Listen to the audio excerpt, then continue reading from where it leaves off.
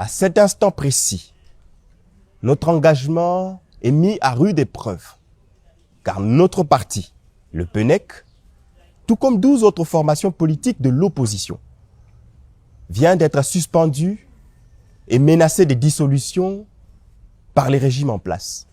Et quelle est notre faute? Notre faute est d'avoir signé la déclaration finale du conclave de Nairobi et d'avoir participé à la création du mouvement Sauvons la RDC. Un mouvement citoyen, politique, démocratique, pacifique et républicain, conforme à la Constitution et aux lois de la République.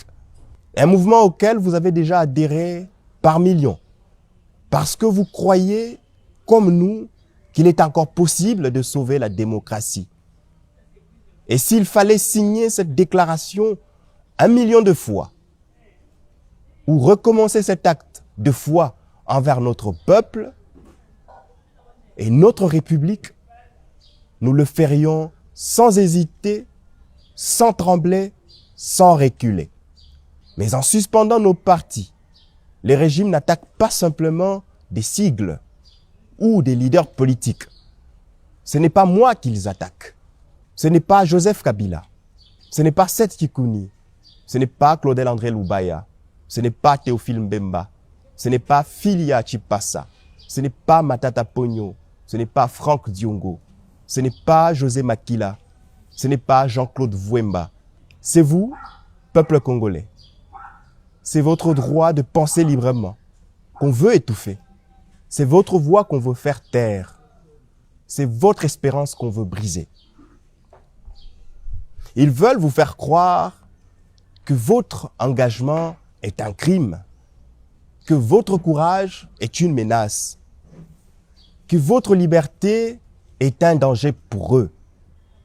Mais nous savons que la véritable menace pour une république, c'est le silence de ses citoyens. Mes chers compatriotes, mes chers compagnons de lutte, quand un pouvoir commence à museler la parole, à bâillonner l'opposition, à criminaliser la pensée libre, alors la République est en danger. Et lorsque la République est en danger, le silence est une trahison. C'est pourquoi je vous le dis avec gravité. Si nous ne faisons rien aujourd'hui, demain, il sera trop tard. Trop tard pour la démocratie, trop tard pour la République, trop tard pour la République démocratique du Congo. D'où l'urgence même de sauver la RDC. J'en appelle donc à la mobilisation générale. J'en appelle à la jeunesse, à la diaspora, aux églises, aux mouvements citoyens et à tous les patriotes. Debout pour défendre pacifiquement le pluralisme politique. Debout pour défendre notre droit à exister, à penser, à parler, à rêver.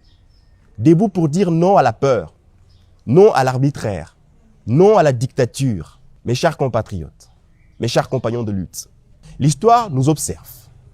Et comme toujours, l'injustice d'aujourd'hui sera la force de notre avenir.